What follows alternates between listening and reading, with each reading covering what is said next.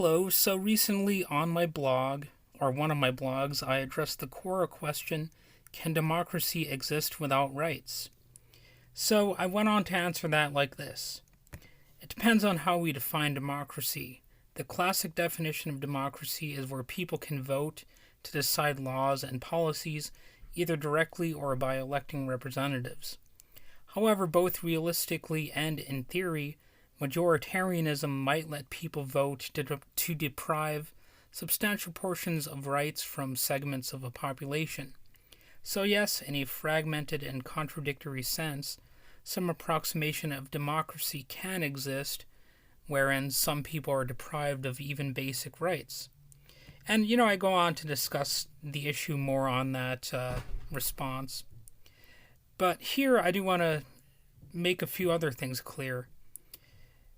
I do think that is still not democracy. That's my opinion. It's not true democracy. Interestingly enough, some people find representative democracy to be disappointing. In 2019, Pew Research found that, quote, in the 12 countries most dissatisfied with democracy, majorities said the statement, elected officials care what ordinary people think, does not describe elected officials well. So again, that's Pew Research. So I'm of the view that if you don't have substantive rights that cannot be ignored, then you don't really have substantive rights at all. This is where a sense of justice and the pursuit of equality come into play. If that sounds too much like a far left talking point or whatever, recall that Thomas Jefferson himself stated that all men are created equal.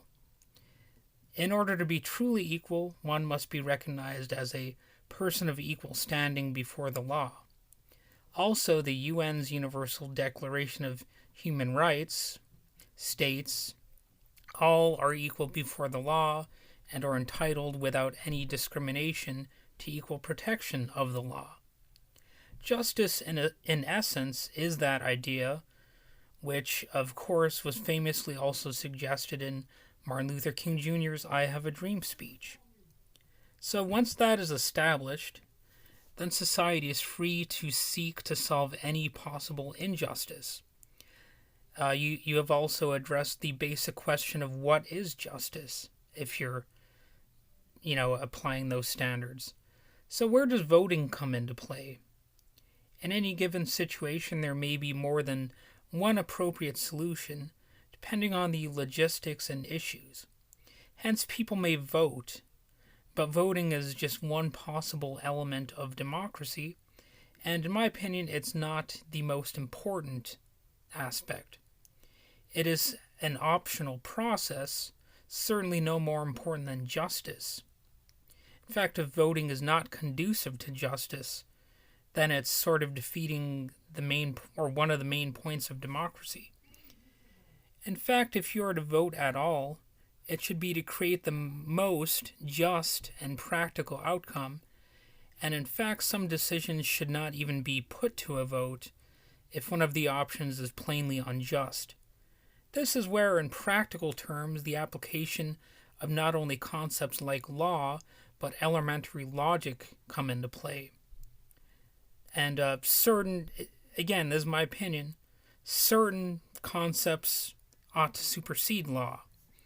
If there was a vote for others to simply destroy you, or anyone like you, would you be pleased with a society that puts your life on the line in such a way? Obviously not. You would not be in favor of those kinds of decisions. So, of course, voting is not as important to you as, simply being able to survive. This is why fairness and checks and balances matter so much, and the danger is not just for other people. If you get rid of checks and balances on power, even within the context of voting, you too can ultimately end up a victim of blind, irrational prejudice, perhaps in the phony name of democracy and freedom. Life has many choices, but justice, from a theoretical or physical, actionable perspective, is only one of them. Many of history's self-professed winners did not win through just means, but through brute force and illegitimate conquering. Perhaps you think good always triumphs over evil, but that's actually, in my opinion, a childlike expectation which has little to do with actual history or current events and all of the risks involved that come with force, including the power of the state. And only the most idealistic among us would maintain that any given particular state is idealistic. But even if we accept that sense of justice and equality as the ultimate and most effective solution, it does not imply that people need absolute political rights to achieve it. Fortunately, we do not need to live in a perfect world to create improvements, and we may inch our way closer to a greater sense of justice. Philosopher Thomas Hobbes famously began his work Leviathan by describing the state of nature, as he called it, under absolute freedom, where there would be, quote, continued fear and danger of violent death, and the life of man is solitary, poor, nasty, brutish, and short. Therefore, the state must be involved, so we may cede some of our rights, and to create laws, and to prevent a war of all against all. However, in my opinion, his crucial misstep is to consider unrelenting hardship as the inherent state of nature, or to depict it as some absolute freedom. To imply that a terrible life under a brutal onslaught of some sort is the only option under nature, or the primary one, is like suggesting every rain is a flood, or that one can only go swimming to be attacked by sharks. Unfortunate events are not the only imaginable experience, even if one is in a relatively chaotic situation. I think social life can offer some positive outcomes with or without the participation of government. It's actually the absence of freedom being described by Hobbes, or a state of direct peril, or maybe in some cases indirect peril. But nevertheless, it's not the only aspect of so-called freedom. And I believe Hobbes is intending to make one fearful of any kind of life without the almighty state. It's an emotionally charged argument, in my opinion, based on superstition and stereotype, and it's an intentionally limited and fearful definition of freedom. I think meaningful freedom is the absence of threats and the opportunity to live as one sees fit. The more you have people living lives in that manner, the more natural and normal their lives will feel. More to the point, it is possible to live comfortably without having some almighty state throwing its weight around, just as we can live safely in a city or town without it being run by a mob family or, some equivalent.